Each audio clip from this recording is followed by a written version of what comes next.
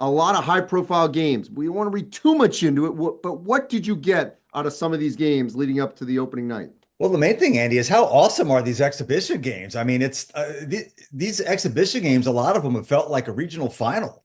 Supposedly the coaches and the players and the fans aren't supposed to care as much, but you looked at that North Carolina BYU game, Michigan and St. John's absolutely lit up the garden. It was super impressive to me. I think, two quick takeaways. I've been saying let's not overreact to exhibitions, but I don't think we need to underreact either. Gives us a chance to see these guys on the court.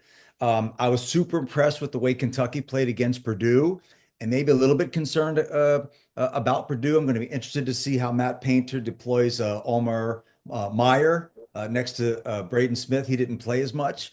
Super impressed with Arkansas, especially their two freshmen in Thomas and Acuff and the blend that Calipari has there. And then also, I think North Carolina is going to be better. They were the last team into the field last year.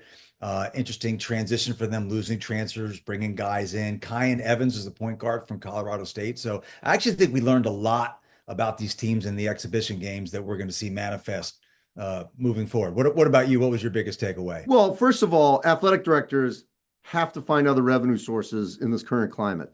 So right up, you can charge a season ticket price, full price. You got to give them a high profile game.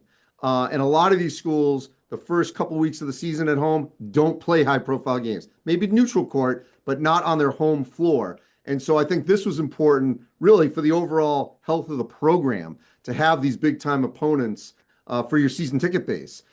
But I also think it allows on the losing side, coaches like Matt Painter, even Rick Pitino at St. John's, Michigan State's Tom Izzo.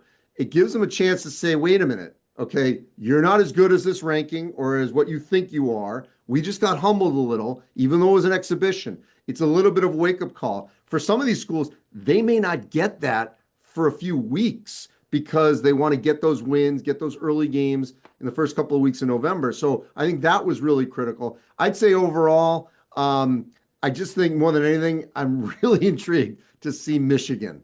Yaxel Lendenborg, I think literally he could be the national player of the year if I he agree. continues to stat stuff what he did just in the exhibition season.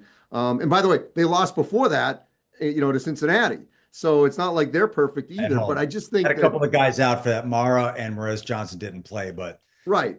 But so it's not a perfect science. But I just think his presence on Michigan to me is going to be one of the more intriguing things to project. Obviously, Purdue was picked to win it, but Michigan's coming together. Dusty May did a phenomenal job of putting that roster